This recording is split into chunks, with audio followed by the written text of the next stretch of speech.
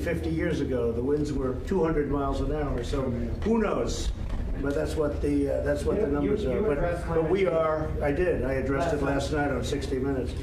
Is there nothing about the number of storms that come in that make you think? Well, we have a big number, and for a long period of time we had very few. I have a home in Palm Beach, Florida. I'm there a lot, and frankly, we had years where we had none, and then over the last couple of years we had more, and hopefully we'll go back to many years where we have none. But we have been hit by the weather. There's no question about it. But it is interesting that the worst of all time, 1890, and as you know, 50 years ago was the last really great one that was supposed to be worse. I don't know if it gets worse.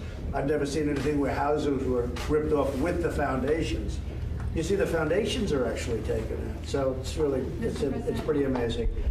But we have to get it taken care of, most importantly. Anybody else? Last night in your comments about climate change, you said that there is something there, and previously in the past you've called it a hoax. What changed? No, there's something there. There's no question. There is something there, man-made or not. I mean, there's something there, and it's going to go, and it's going to go back and forth, but there is something there. But again, 50 years ago it was brutal. 1890s were brutal. You have different times.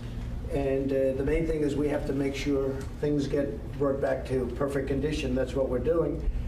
We have tremendous support from the farmers. The farmers really got hurt, especially in Georgia. I mean, Florida was housing and other things, and over here your farmers were really, those crops were really uprooted. But we're going to get it taken care of. Mr. President, the latest research from NOAA says that climate change will make the strongest hurricanes even stronger. Do you agree with that assessment? I'll have to look at it. I haven't seen that, but I would certainly have to look at it. When you see impacts like this to the U.S., does it affect at all your decision in renegotiating the Paris Climate Accord? No, I want crystal clean water.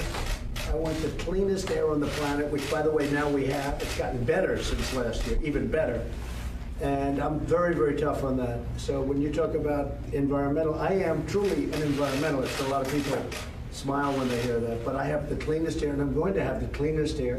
But that doesn't mean we have to put every one of our businesses out of business. It doesn't mean that we can't compete, or we're not allowed to compete with other nations that aren't doing what we're doing. And we're competing very well. Our nation's the hottest nation economically on the planet by far, even though we're very big.